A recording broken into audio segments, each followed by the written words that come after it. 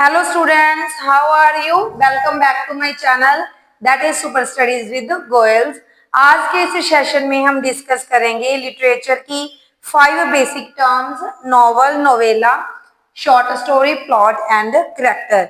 अगर हम बात करें पहली 3 टर्म्स के बारे में, नॉवल, नोवेला, शॉर्ट स्टोरी, तीनों ही फिक्शनल राइटिंग की टाइप्स हैं और प्लॉट जो हमारा कैरेक्टर है, दोनों टर्म्स इन तीनों फिक्शनल राइटिंग का पार्ट है, हिस्सा है। आओ देखते हैं इनको किस तरह से यूज किया जाता है। पहले बात करते हैं नोवेल के बारे में। नोवेल एक लेंथी कॉम्पोजिशन होगी जिसे हम फिक्शनल राइटिंग बोल सकते हैं। मींस फिक्शनल राइटिंग जिसमें इमेजिनेशन बेस्ड स्टोरीज को ऐड किया जाता है और उसे एक सिटिंग में एक रीडर के द्वारा कंप्लीट करना, रीड करना बहुत ही मुश्किल होता है। तो इसलिए नॉवल को हम एक लेंथी कॉम्पोजिशन बोलते हैं। इसकी हम फीचर्स साथ साथ में मेंशन करेंगे। ये एक लेंथी कॉम्पोजिशन होती है। ओके, लेंथी कॉम्पोजिशन है जिसे हम बहुत ही कम्प्लेक्स स्ट्रक्चर के साथ यूज करते हैं। मींस इसमें प्लॉट होगा, प्लॉट के साथ सब प्लॉट्स होंगे। मींस एक मेन स्टोरी होगी, मेन स्टोरी के साथ नंबर ऑफ अदर स्टोरीज जो इसका क्या बनती हैं, पार्ट बनती हैं। इस तरह से राइटर इसमें नंबर ऑफ शॉर्ट स्टोरीज को, नंबर ऑफ जो माइनर स्टोरीज हैं उनको मेन स्टोरी का क्या बनाता है, पार्ट बनाता है विद द कम्प्लेक्स स्ट्रक्चर। अगर हम बात करें इसमें जो करेक्टर्स के बारे में, करेक्टर जो कि नंबर ऑफ करेक्टर्स को इंट्रोड्यूस किया जाएगा प्लॉट में एंड सब प्लॉट में। तो इसमें बहुत सारे करेक्टर्स को इंट्रोड्यूस किया जाएगा जो कि हमारे पास स्टोरी की लाइन के साथ हमें एक थीम प्रोवाइड करते हैं। और अगर हम नॉवल के टाइम स्पैन की बात करें, इसका जो टाइम स्पैन होगा वो बहुत ही एक्सटेंसिव होगा। मींस बहुत ही लॉन्ग पीरियड के बारे में तो इसमें क्या की जाती है, बात की जाती है। तो इस तरह से नॉवल की हमारे पास जे फीचर्स बनती हैं। जे एक लेंथी कॉम्पोजिशन होगी, लॉन्ग फॉर्मेट के साथ इसको स्ट्रक्चर किया जाता है जिसमें प्लॉट मींस एक मेन स्टोरी होती है और उसके साथ सब प्लॉट्स को मर्ज किया जाता है जो कि माइनर इसमें स्टोरीज होती हैं वो मेन स्टोरी का पार्ट बनती हैं। और नंबर ऑफ कैरेक्टर्स यहाँ पर सिलेक्ट किए जाते हैं जैसे प्रोटैगोनिस्ट, एंटागोनिस्ट, कॉमेडियन। तो यहाँ पर इस तरह से कैरेक्टर्स को इंट्रोड्यूस करते हुए नोवेल की स्टोरी को रीडर्स के आगे प्रेजेंट किया जाता है। स्टोरी का जो टाइम स्पैन होगा वो भी लेंथी होगा। इसे शॉर्ट पीरियड पर कंसंट्रेट ना करते हुए मींस एक लॉन्ग पीरियड के टाइम स्पैन में हमारे आगे क्या किया जाता है, पेश किया जाता है। तो इस तरह से नॉवेल्स की ये हमारे पास डिस्क्रिप्शन है। अब हम आगे बात करेंगे नोवेला के बारे में। नोवेला जो कि नोवेल की तरह ही एक नैरेटिव फॉर्म है जिसे एक फिक्शनल राइटिंग को राइट करने के लिए यूज किया जाता है। बट अगर हम डिफरेंस की बात करें novel, novella and short story में, सिर्फ इनमें जो डिफरेंस मेन बनता है वो बनता है on the basis of length.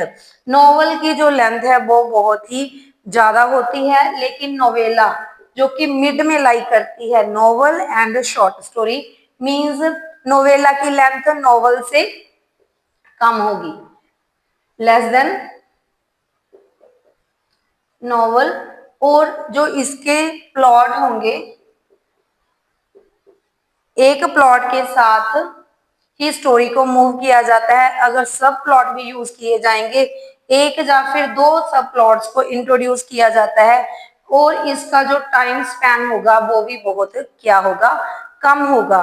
तो इस तरह से इसे कोई रीडर एक सिटिंग में कंप्लीट कर सकता है, पॉसिबल कर सकता है। अगर एक में ना पॉसिबल हो तो 2 रीडिंग में तो वो नोवेला को कंप्लीट कर ही सकता है। तो इस तरह से इसकी जो लेंथ है नोवेल से कम होती है। मेन एक प्लॉट ही होता है। अगर राइटर चाहे तो इसमें एक या 2 सब प्लॉट को ऐड कर सकता है विद लिमिटेड करेक्टर। करेक्टर बिल्कुल क्या होंगे, इसमें लिमिटेड करेक्टर्स होंगे। तो इससे शॉर्ट स्पैन में कवर करते हुए मींस इसका जो टाइम स्पैन होगा वो भी क्या होगा, शॉर्ट टाइम स्पैन। इसमें कंप्लीट करते हुए नोवेला को राइट किया जाता है। अगर हम इसकी बात करें कि नोवेला की एग्जाम्पल कौन सी है, नोवेल की आप एग्जाम्पल नोट कर सकते हो, जेन ऑस्टन की प्राइड एंड प्रेजुडिस, और नोवेला की हमारे पास एग्जाम्पल है एनिमल फार्म, जो कि हमारे पास लिखी हुई है जॉर्ज ऑरवेल के द्वारा। जॉर्ज ऑरवेल के द्वारा एनिमल फार्म लिखी गई है, जो कि एक एग्जाम्पल है जो कि मॉडर्न टेक्स्ट के फॉर्म में हमारे आगे प्रेजेंट करती है रेवोल्यूशन को, कि किस तरह से जो एनिमल फॉर्म में, जो कि हमारे पास एक पैरेबल भी है जिसे हम एक एलग्री भी बोल सकते हैं, रेवोल्यूशन को प्रेजेंट करती है। अब हम आगे हमारी शॉर्ट स्टोरी पर मूव करते हैं। शॉर्ट स्टोरी की जो लेंथ होती है वो नॉवल और नोवेला दोनों से ही क्या होगी, कम होगी। Length is less than novel and novella. तो इस तरह से जो इसकी लेंथ है वो नॉवल एंड नोवेला से बिल्कुल क्या होगी, कम होगी। और शॉर्ट स्टोरी को एक रीडिंग में रीडर के लिए खत्म करना बहुत ही इजी होता है। इसमें जो करेक्टर हैं वो बहुत ही लिमिटेड होंगे, with limited characters short story को क्या किया जाता है, राइट किया जाता है। और जो इवेंट होंगे वो सिर्फ एक इवेंट पर, एक करेक्टर पर क्या होगा, इसका फोकस होगा। Focus on just one character event, या फिर हम बोल सकते हैं थीम। इनके साथ ही स्टोरी को क्या किया जाता है, मूव किया जाता है। और लिमिटेड टाइम स्पैन में,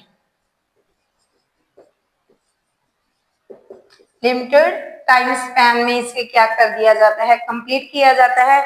और हमारे आगे एक कम्प्लेक्स थीम को क्या किया जाएगा, प्रेजेंट किया जाएगा, but with the limited length. तो इस तरह से शॉर्ट स्टोरी बहुत फेमस है। क्यों? क्योंकि इसको एक ही रीडिंग में हम कंप्लीट कर सकते हैं आप रीडिंग के पर्पस के लिए। तो इस तरह से जो शॉर्टर स्टोरीज हैं वो बिल्कुल नोवेल नोवेला के बाद लेंथ में आती हैं, जिनमें लिमिटेड कैरेक्टर्स यूज होंगे। प्लॉट भी सिर्फ एक ही होगा, सब प्लॉट की कोई गुंजाइश नहीं होती। और फोकस होता है सिर्फ किस पर, नंबर ऑफ जो करेक्टर्स होंगे, यहाँ पर सिर्फ 1 होगा। उस करेक्टर पर फोकस करते हुए सिचुएशन जो इवेंट होंगे वो भी वहां पर 1 होंगे। उनके द्वारा जो स्टोरी है मूव करती है। और लास्ट में जो राइटर है हमें क्या है, इसका थीम प्रोवाइड करता है। अगर हम इसकी एग्जाम्पल की बात करें, गिफ्ट ऑफ मेजेही जो कि ओ हेनरी द्वारा राइट की गई है, वो इसकी एग्जाम्पल है।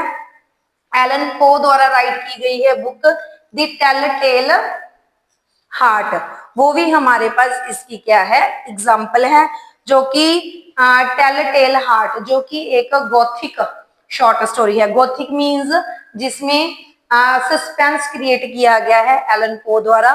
तो इस तरह से जो शॉर्ट स्टोरी है हमारे पास बिल्कुल शॉर्ट स्ट्रक्चर के साथ हमें थीम प्रोवाइड करती है, एक मैसेज प्रोवाइड करती है।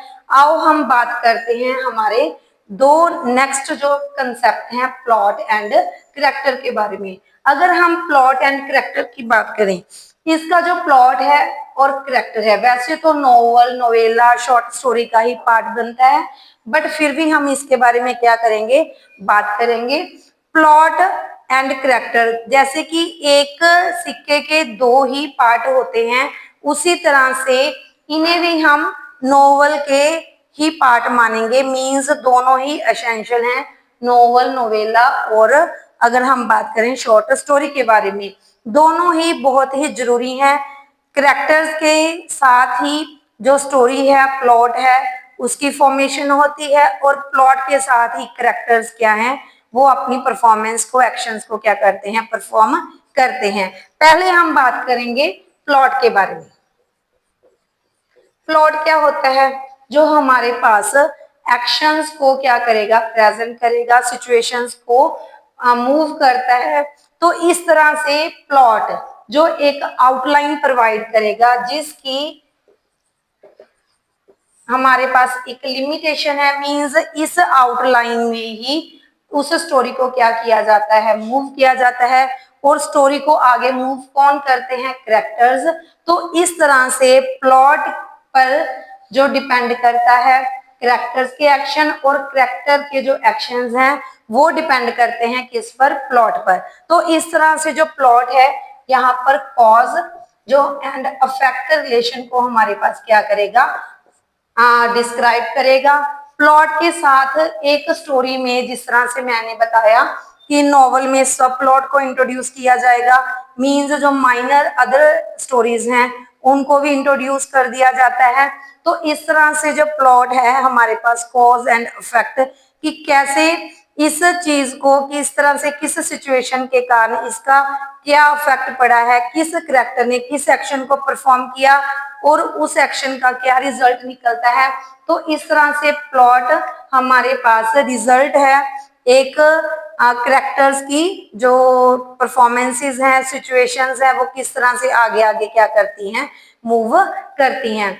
तो इस तरह से हम डिफाइन कर सकते हैं प्लॉट को, सिचुएशंस को, इवेंट्स को, किसी आइडिया को जो वहां पर हैपन हो रही हैं स्टोरी के साथ साथ, और उनके एक्शंस के थ्रू, कैरेक्टर्स के एक्शन के थ्रू स्टोरी जिस तरह से क्या करती है, मूव करती है, उस आउटलाइन को हम क्या बोलते हैं, प्लॉट बोलते हैं। आई थिंक सभी को क्लियर है। अब हम बात करते हैं अबाउट कैरेक्टर्स। कैरेक्टर्स के बिना कोई भी स्टोरी क्या होती है, इनकम्प्लीट होती है। कैरेक्टर्स जो किसी स्टोरी के लिए एक्शंस को क्या करेंगे, परफॉर्म करेंगे। तो इसलिए जो कैरेक्टर्स हैं उनका सॉलिड होना बहुत ही यहाँ पर जरूरी है। अगर हम बात करें कि कैरेक्टर्स को हम क्या बोलेंगे, एक्टर्स बोलेंगे, जो अपने एक्शंस को परफॉर्म करेंगे विद इन दी प्लॉट, उस प्लॉट में रहकर, मतलब उस दायरे में रहकर, उस बाउंड्री में रहकर अपने एक्शंस को परफॉर्म करते हैं। और जो एक्टर्स हैं वो कौन कौन से हो सकते हैं, हमारे पास प्रोटैगोनिस्ट और एंटागोनिस्ट।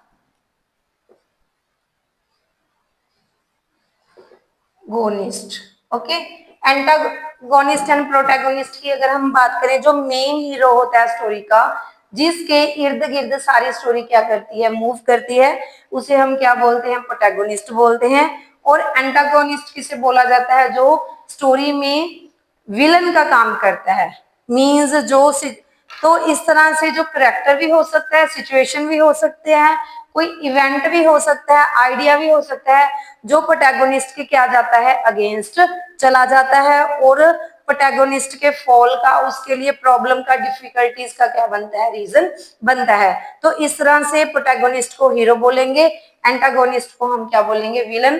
तो प्रोटैगोनिस्ट हीरो होगा यहाँ पर, एंटागोनिस्ट कौन होगा, विलन होगा। कैरेक्टर्स यहाँ पर अगर इसके टाइप्स की बात करें हम, यहाँ पर स्टैटिक भी हो सकते हैं और डायनामिक भी। हमारे पास एक फ्लैट कैरेक्टर्स हैं और एक राउंड कैरेक्टर्स हैं, इनके बारे में हम डिस्कस करेंगे। स्टैटिक एंड डायनामिक कैरेक्टर्स के बारे में। स्टैटिक कैरेक्टर्स वो कैरेक्टर्स होते हैं जो स्टार्टिंग से लेकर एंड तक बिल्कुल स्टेबल रहते हैं। उनकी जो हमारे पास डिस्क्लोजर आने पर, मतलब कुछ उनके बारे में हमें मिस्टीरियस थिंग्स फाइंड नहीं होती, वो बिल्कुल प्लेन कैरेक्टर्स होंगे।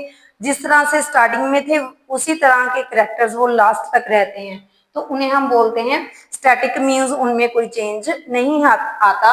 अगर हम बात करें डायनामिक कैरेक्टर्स की, डायनामिक मीन्स चेंज आना, फ्लेक्सिबिलिटी आना, मीन्स इस कैरेक्टर को, डायनामिक कैरेक्टर्स को एक फ्लेक्सिबिलिटी के साथ यूज किया जाता है, मीन्स एक सस्पेंस क्रिएट करने के लिए एक पर्टिकुलर थीम के साथ, मीन्स ये कैरेक्टर्स सिचुएशन के साथ, स्टोरी लाइन के साथ स्टार्टिंग से लेकर एंड तक बिल्कुल क्या हो जाते हैं, चेंज हो जाते हैं।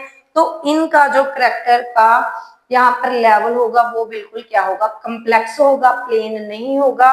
तो इनकी जो आइडेंटिटी होती है मल्टी लेयर होगी।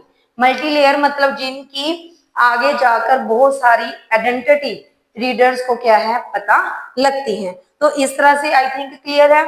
स्टैटिक मीन्स बिल्कुल प्लेन, जो स्टार्टिंग से लेकर एंड तक सेम पर्सनैलिटी के साथ हमें इंट्रोड्यूस किए जाते हैं। डायनामिक कैरेक्टर्स जो कि बिल्कुल डिफरेंट होते हैं इन स्टार्टिंग, और जब उन एंड तक पहुंचते पहुंचते उनकी जो पर्सनैलिटी है वो हमारे आगे बिल्कुल क्या हो जाती है, चेंज हो जाती है, और हमें बिल्कुल सरप्राइज करती है उनकी पर्सनैलिटी। उन्हें क्या बोलते हैं हम, dynamic character. Flat and round character, flat को हम थोड़ा सा सिमिलर मानेंगे स्टैटिक के साथ। फ्लैट कैरेक्टर्स बिल्कुल सिंपल, प्लेन, इनोसेंट कैरेक्टर्स जिनकी आइडेंटिटी बिल्कुल क्लियर होती है रीडर्स के आगे। लेकिन जो राउंड कैरेक्टर्स होते हैं वो कम्प्लेक्स कैरेक्टर्स होंगे जिनकी पर्सनालिटी मल्टी लेयर्ड होगी। तो इस तरह से फ्लैट और राउंड कैरेक्टर्स को राइटर के द्वारा, नॉवलिस्ट के द्वारा अपनी राइटिंग्स में यूज किया जाता है एक पर्टिकुलर थीम के साथ। तो ये थी हमारी 5 terms, novel, novella, short story, plot and character. Plot और कैरेक्टर नॉवल, नोवेला और शॉर्ट स्टोरी का ही पार्ट है। प्लॉट हमारे पास एक आउटलाइन है जिसमें स्टोरी मूव करती है और एक्टर्स अपने एक्शंस को परफॉर्म करते हैं with in that boundary. Okay, I think सभी ने इस सेशन को एंजॉय किया। अगर किसी ने मेरे चैनल को सब्सक्राइब नहीं किया तो प्लीज जल्दी से चैनल को सब्सक्राइब कर दें।